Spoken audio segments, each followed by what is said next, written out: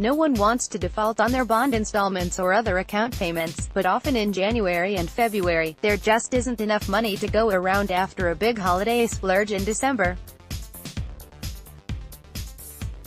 Instead of just lying awake at night worrying about how you'll cope, or running up more debt at exorbitant interest rates, there are some positive steps you can take right away to help make ends meet, said Rudi Botha, the chief executive of BetterBond.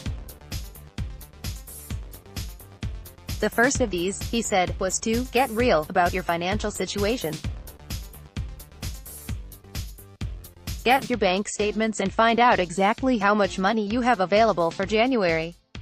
Then, make a list of your essential or fixed monthly payments, such as your bond or rent, car repayment and insurance premiums, and a separate list of variable expenses, such as your grocery, cell phone, utility and petrol costs. Second, pay the minimum amount required on all your fixed expenses and your credit card account.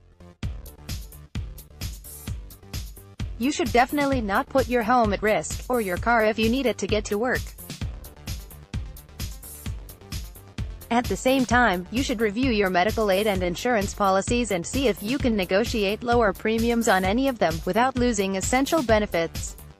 This especially applies to car insurance, because the value of your vehicle decreases every year. Third, said Botha, you need to work on your expenses list and see where you can cut costs, because this was where the money would hopefully come from to cover extras like school clothes and equipment. You might decide to buy only half your usual cell phone airtime this month. Many also cut out all alcohol, takeaways and restaurant meals in January. Other ways to save money are taking public transport, or organizing a carpool with work colleagues and using your own car only when really necessary, cashing in any points you have built up on store cards and rewards cards over the past year and using them now for essential purchases, and avoiding any additional commitments such as a new gym subscription until later in the year. Fourth, he said, you need to tackle your family's back-to-school requirements and buy only what you absolutely need right now. Most schools will offer a discount if you pay the fees for the whole year, for example, but if you can't manage that big amount right now, pay by the month. Similarly, just buy whatever uniform and stationery items your children need for this term. You can add the rest in the course of the year, and it is important to keep the use of your credit and store cards to a minimum now to avoid increasing your debt load. Fifth, make sure you compare prices, even on relatively inexpensive items. Lots of little savings can add up to quite a big amount, and comparative shopping is much easier now that most things are online.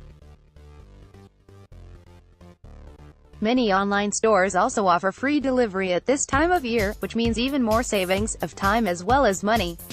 This might also be a good time to take on a part-time second job to pay off any debts.